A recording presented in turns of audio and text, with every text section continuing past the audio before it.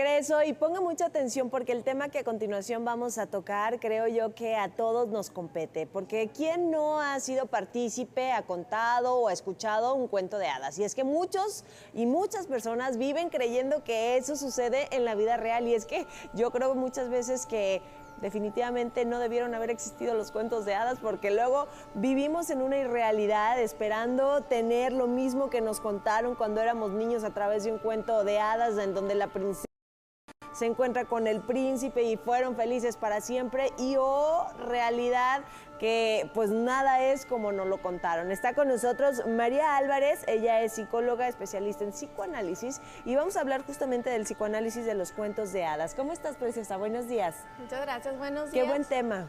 Increíble, porque justamente dijiste algo muy interesante, porque es oye, pero es que nos venden algo maravilloso y al final de cuentas no es así.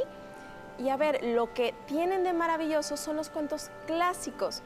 Disney sí ha transformado estos cuentos de una forma un poquito más amigable, y justamente vamos a hacer una comparación entre ambos, pero los originales cuentos de hadas de los hermanos Grimm, Andersen, todos ellos lo que hacen es confrontar al niño con su realidad interna, con sus conflictos internos que son normales en su desarrollo, para finalmente enseñarles cómo solucionarlos. Eso es lo más importante, ¿no? Porque sí, no solamente es enseñar o heredar la parte de los finales felices o que se vive felices para siempre, cuando hay un sinfín de retos que la vida misma te pone y que no tenemos muchas veces las herramientas correctas para afrontarlos o enfrentarlos más bien. Exactamente, y lo que hacen estos cuentos es acompañar al niño justamente en este recorrido interno de ver cuál es esta verdad, cuáles son estos conflictos internos y cómo, pues bueno, poderlos atravesar y, como muy bien dijiste, afrontar, no confrontar desde un conflicto.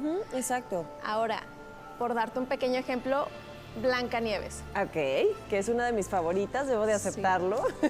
Es que es un clásico, y es un clásico porque es este cuento donde en la versión original no es la madrastra, es la madre.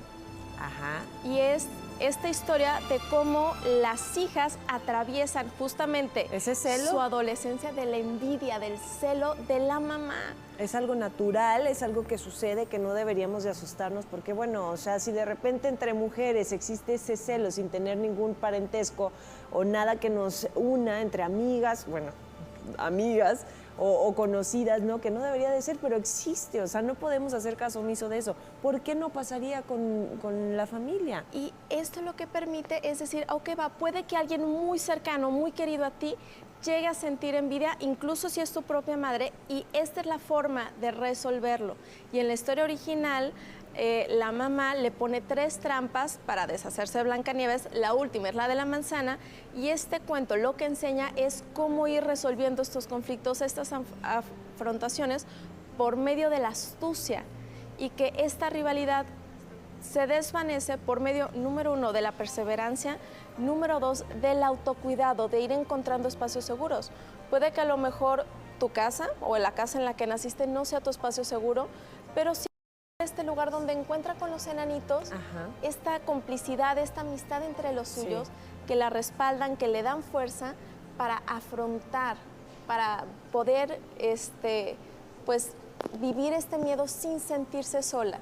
Y es un cuento verdaderamente lindo, y como ese hay muchos otros que creo yo que tienen sí o sí un mensaje. Acá creo yo lo importante es destacar a nuestros hijos.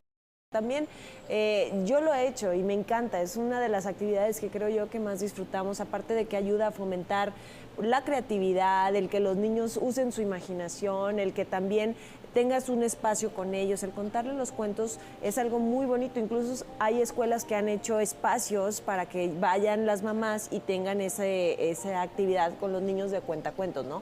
Ahora, he ahí la importancia, creo yo, de elegir qué cuentos les contamos y ver, o sea, yo siempre les pregunto, ¿cuál fue la enseñanza? O sea, ¿qué aprendiste tú de este cuento? Y tengo 3 hijos y los 3 me dicen cosas diferentes, porque la percepción, la personalidad de cada uno, incluso la edad, te va llevando a tener conclusiones bien diferentes. Y puede que sea el mismo cuento y en etapas diferentes te va a ir revelando cosas que ya estás más listo para ver y para comprender. Otro ejemplo es Hansel y Gretel. Ajá. realmente es esta historia de unos padres que abandonan.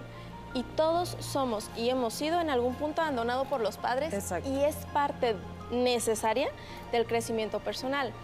Parte de lo que enseña el cuento, y vaya, es que los niños puedan vivir sin culpa los sentimientos más, entre comillas, horribles o socialmente inaceptables o incorrectos, pero no de forma conflictiva, sino resolutiva. Y al ellos ver cómo en un principio, pues sí, hay relación con los papás y puedo hacer lo que yo quiera, entonces van y caen en esta casita llena de dulces.